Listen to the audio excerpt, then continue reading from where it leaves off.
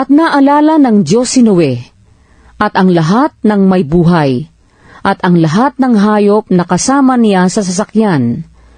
At nagpahihip ang Diyos ng isang hangin sa ibabaw ng lupa, at humupa ang tubig. Natakpan din ang mga bukal ng kalaliman, at ang mga dungawa ng langit, at napigil ang ulan sa langit. At humupang patuloy ang tubig sa lupa, at kumati ang tubig pagkaraan ng 150 araw.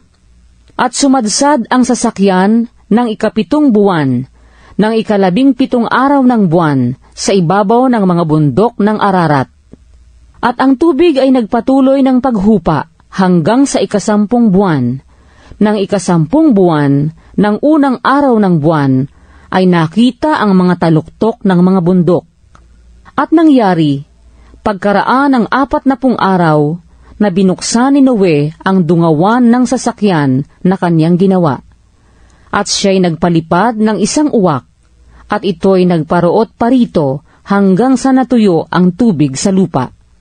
At nagpalipad siya ng isang kalapati, upang tingnan kung humupa na ang tubig sa ibabaw ng lupa.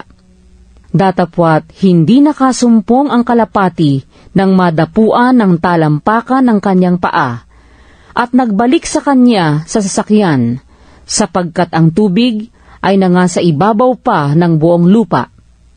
At iniunat ang kanyang kamay at hinawakan, at ipinasok niya sa sasakyan.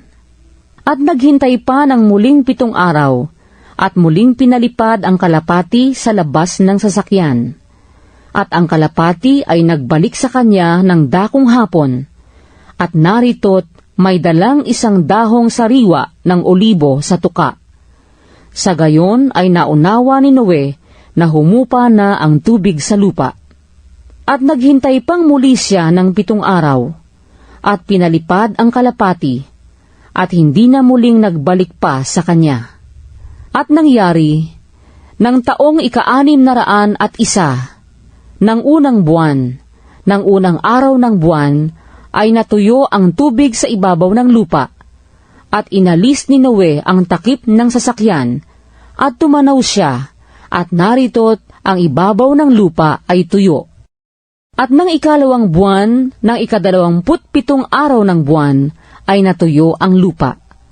At nagsalita ang Diyos kay Noe na sinasabi, "Lumunsad ka sa sasakyan, ikaw at ang iyong asawa, at ang iyong mga anak, at ang mga asawa ng iyong mga anak na kasama mo. Ilabas mong kasama mo ang bawat may buhay na kasama mo sa lahat ng laman, ang mga ibon, at ang mga hayop, at ang bawat nagsisiusad na umuusad sa ibabaw ng lupa, upang magsipanganak ng sagana sa lupa, at magpalaanakin, at mangagsidami sa ibabaw ng lupa." At lumunsad si Noe, at ang kanyang mga anak, at ang kanyang asawa, at ang mga asawa ng kanyang mga anak na kasama niya, ang bawat hayop, bawat umuusad, at bawat ibon, anumang gumagalaw sa ibabaw ng lupa, ayon sa kanikanyang angkan, ay nangagsilunsad sa sasakyan.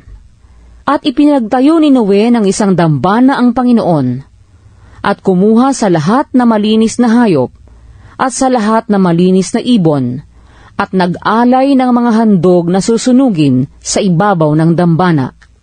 At sinamyo ng Panginoon ang masarap na amoy, at nagsabi ang Panginoon sa sarili, "Hindi ko na muling susumpain ang lupa dahil sa tao, sapagkat ang haka ng puso ng tao ay masama mula sa kanyang pagkabata.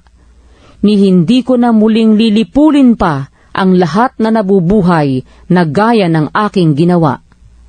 Samantalang ang lupa ay lumalagi, ay hindi maglilikat ang paghahasik at pag-aani, at ang lamig at init, at ang tag-araw at tag-ginaw, at ang araw at gabi.